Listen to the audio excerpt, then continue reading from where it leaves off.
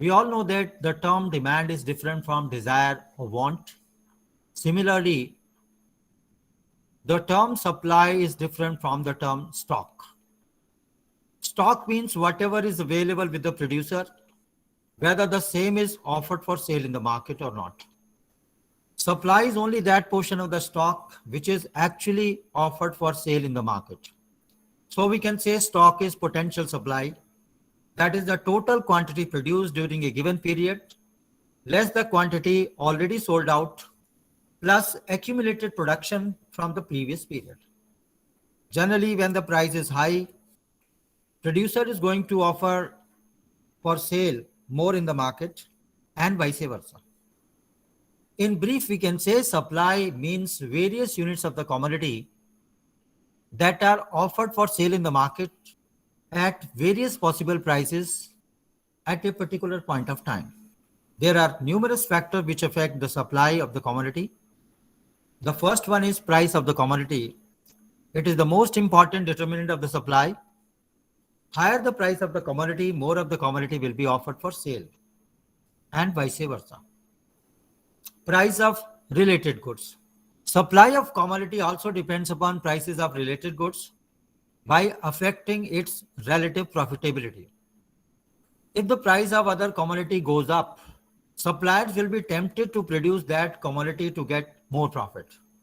And in case of fall in the price of the substitute, production of other commodity will become less unviable, that is more profitable. On the other hand, the rise in the price of complement, say petrol, will reduce the supply of the commodity, that is cars, because if petrol become expensive, there will be less demand and hence supply of. Cost of production. Prices of factors of production like raw materials, land, labor, capital, etc. that are used constitute the cost of production. When the prices of these factors rise, there will be increase in the total cost of production. In such a situation, the suppliers will divert their resources to the production of some other commodity that can be produced at a lower cost. For example, a rise in the price of land demotivates the production of agricultural products. Fertilizers reduce the per unit cost of production of agricultural products. State of technology. Improvement in the technology increases the knowledge about the means of production, raising the factor productivities. Thus, improvements in the method of production is the profit. Goal of producer. The objective with which producer undertakes production affects the supply of the commodity. The goal of producer may be to maximize total profits, or to maximize sales to capture the market, or to improve the status, goodwill, and prestige in the market.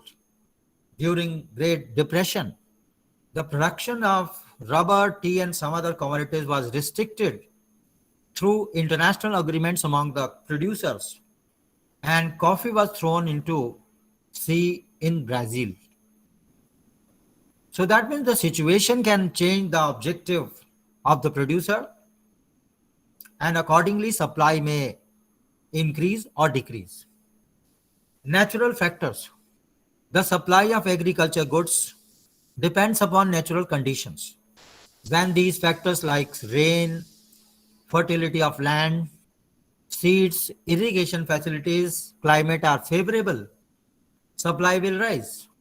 On the other hand, heavy rains, floods adversely affect the agriculture production. India experienced large production in the agriculture sector on account of Green Revolution, with more supply of agriculture inputs, fertilizers, water supply, pesticides, credit, etc. Means of transportation, communication, banking, and insurance. Infrastructure facilities are necessary for adequate supply of the commodities. When these supply are less, even the supply of commodities will be adversely affected. So in a way, Proper development of infrastructure facilities is a basic condition for uninterrupted supply of goods and services. Other factors that affect the supply of the commodity are taxation and other government policies, fear of war, strikes, lockout generally adversely affect the supply. Weather and business conditions can favorably or unfavorably affect the supply depending upon the situation that actually prevails in the market. Degree of competition, agreement among the firms to earn large profit are other factors that affect the supply. Supply of commodity X can be put as a function of price of that commodity, price of other commodities Py, Pz, cost of production C, technology T, goals of producer G, and other factors O. Law of supply. The law of supply shows a direct relationship between price and quantity supplied, assuming all other factors affecting supply remain unchanged. This relationship can be shown through supply schedule and supply curve. Supply schedule has been depicted in table 4.4, showing the tabular representation of different possible prices and the corresponding quantities that producer will be offering for sale in the market at those respective prices. If it is for one producer or one commodity, it will be individual supply schedule. Otherwise, it is going to be market supply schedule. The graphical presentation of supply schedule has been shown in figure 4.10. It is known as supply curve. And this curve has been drawn on the assumptions that all factors other than price of the commodity that affect the supply remain unchanged. Table 4.5 shows market supply schedule through first and the last column.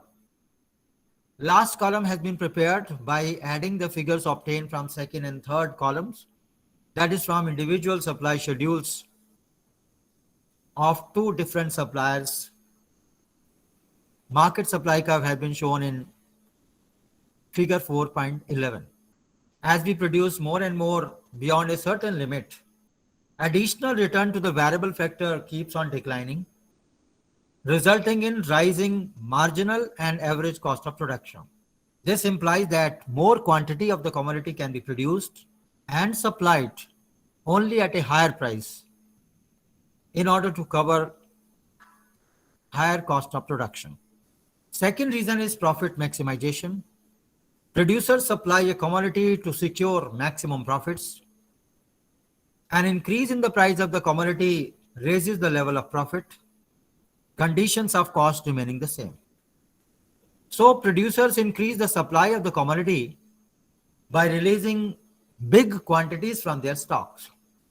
Similarly, lower price forces the producers to decrease the supply of the commodity by building up their inventories with the expectations that price may rise in the future, yielding large profits. Now let us study the difference between change in quantity supplied and change in supply. The change in quantity supplied is the result of change in price of the commodity in question, other things remaining constant. It is clear from figure 4.12 that the change in quantity supplied involves movement along the same supply curve with a change in the price. When in this figure 4.12, price rises from OP to OP1, there is increase in quantity supplied from OQ to OQ1. This is also known as extension in supply or expansion in supply. While reduction in the price of the commodity from OP to OP2 causes decrease in the quantity supplied from OQ to OQ2, that is known as contraction of supply also. Change in supply. In case of change in supply, We change factors other than price of the commodity, resulting in increase and decrease in supply. Increase in supply implies a rightward shift of the supply curve, showing that producers are willing to supply more at each possible price or same quantity supplied at a lower price. It is shown by shift in curve from SS to S-S- in figure 4.13. On the other hand, when the quantity of commodity supplied falls at the same price, it is referred to as decrease in supply, which is shown by shift in curve from SS to S-S, as shown in figure 4.13. Reasons for increase and decrease of supply are change in price of other commodities. A fall in the price of other commodities raises the supply of commodity in question at each possible price, as this will increase the profits. Similarly, a rise in the price on account of higher taxation or otherwise leads to a fall in the supply of the commodity in question. Changes in price of factors of production. Increase in the price of factors of production raises the cost of production, so supply is reduced at each price, while decrease in the price of factors decline the cost of production, raising the supply at each price. Change in technology. An improvement in technology decreases the cost of production, and producer tends to produce and supply more at each price. On the contrary, loss in technical knowledge leads to fall in the supply at each possible price. Change or expectation of change in price of commodities. Supply of a commodity can also change due to expectation of high or low price in the future. For example, expectation of a rise in the price in future contracts the supply, while expectation of fall in the price induces the sellers to unload the supply, resulting in increase in supply. Other factors include improvements in the means of transportation and communication, unless it motivates exports, will increase in the number of sellers that will help in increasing the supply. While political disturbance, fear of war, may be responsible for the withholding of supply by the sellers. The change in government policy also affects the supply, since the government may restrict production of certain articles on the ground of health and social welfare. The government can also discourage the supply of commodity by imposing taxes or encourage the supply of commodity by providing subsidies. In all these cases, supply curve will shift to the right or left in the case of favorable or unfavorable changes in factors, respectively. Concept of equilibrium. The concept of equilibrium has been derived from physics. It means the state of rest or absence of change. It is a position where opposing forces on a body or affecting a particular condition cancel each other, such that the system is at rest or moves steadily. Contrary to the physical sciences, economic equilibrium does not imply absence of movements, because absence of movements would imply a collapse of the economic system. The only requirement is that there should be no change in the rate of movements. The concept of equilibrium has a reference to a certain period of time. Over the period of time, conditions change. It will also lead to change in the equilibrium condition. Once the equilibrium point is reached, any movement through variation in output or technique of production will reduce the level of profits. So there is no incentive for firms to leave or enter into the industry when industry is in the state of equilibrium. Equilibrium point is the point where demand and supply curves intersect each other. This has been explained through table 4.6. It happens corresponding to price 15, where demand and supply both are equal to 150. When the price rises above this level, demand falls while supply rises, and vice versa. This information is also shown through figure 4.14. In this figure is the point where demand and supply are equal to each other. This is also the point of intersection of demand and supply curves. At any price above this equilibrium level, say OP1, there will be excess supply which will force the price down. Similarly, for any price level which is below equilibrium level, say OP2, will lead to excess demand that will force up the price. And ultimately, the equilibrium will be restored at point E, provided it is not an exceptional case of unstable or neutral equilibrium. There will be change in equilibrium when there are shifts in demand or supply curves or both. Figure 4.15 shows the effect of change in demand on equilibrium.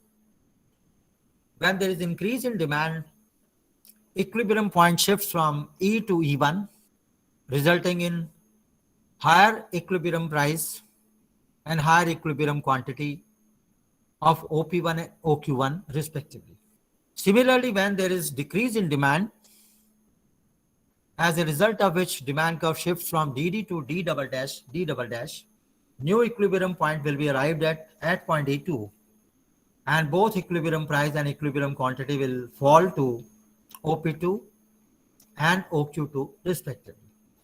When there is change in supply only, new equilibrium price and new equilibrium quantity will move in opposite direction.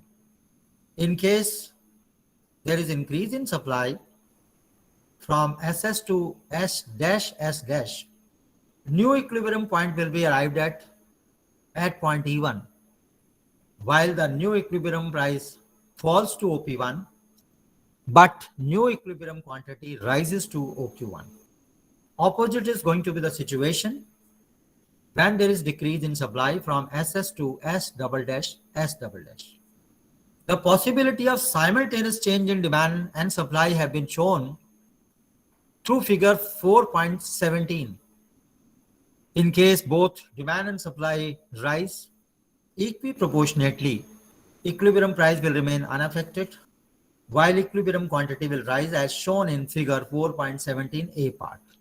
In case proportionate increase in demand is more than the proportionate increase in supply, new equilibrium price will rise from OP to OP1 and new equilibrium quantity will rise from OQ to OQ1.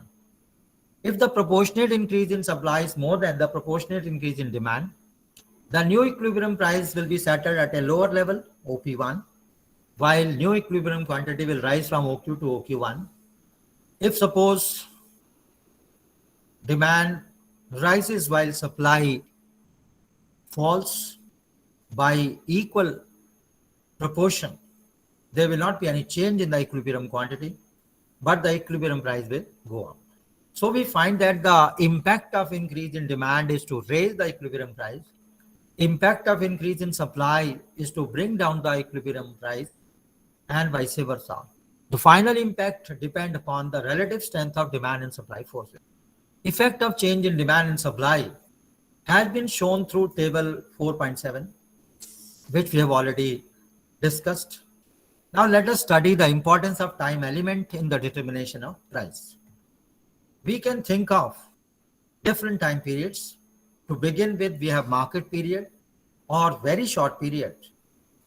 We all know that supply takes time to adjust itself to change in the demand conditions. Market period is a very short period, completely unresponsive to the change in price of the commodity. Its graph will be vertical parallel to y-axis. Here price will be exclusively determined by the demand forces. In case demand increases from DD to D dash, equilibrium price will move up, while there will be decrease in the equilibrium price to OP2 in case of decrease in demand to D double dash. But in both the situation, there will not be change in the equilibrium quantity. Short period is the operational period in which supply can be adjusted to limited extent. In this period, new firm cannot be set up and techniques of production cannot be changed. But supply can be increased by making better and intensive uses of the given plant or capital equipment, or by changing the amounts of variable factors. Supply curve of individual firm may be perfectly inelastic, but that of industry is generally elastic.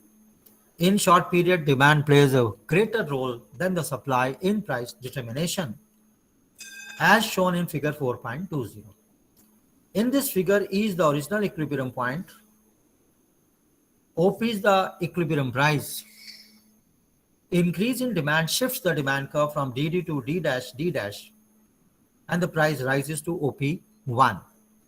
High price induces sellers to increase supply, so supply curve shifts to S dash S dash, and price comes down to OP2 ultimately. It is evident that increase in demand is more than the increase in supply. Further, equilibrium price in short term is at a relatively lower level as compared to very short period.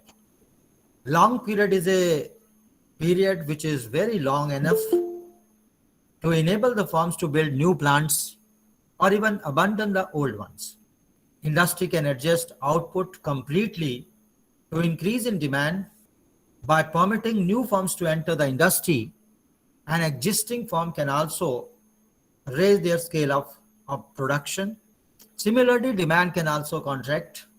Some of the firms can leave the industry, others may reduce their scale of output.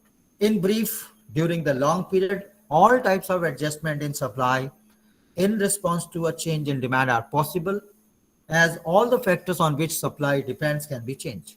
Thus, in the long run, supply plays a crucial role in the determination of equilibrium price. The new equilibrium price is established at a point where new supply curve intersects the demand curve. The equilibrium price in the long run will be lower than equilibrium price in the short run, while the equilibrium quantity will be greater. The new equilibrium price in the long run may rise in the case of increasing cost industry. It may remain constant in the case of constant cost industry, or it may even fall in the case of decreasing cost industry. This all depends upon the shape of long run supply curve, as we will study in chapter number 10 in section 10.8 on pricing under perfect competition. Marshall calls this long period equilibrium price as normal price, and the market price gravitates around it.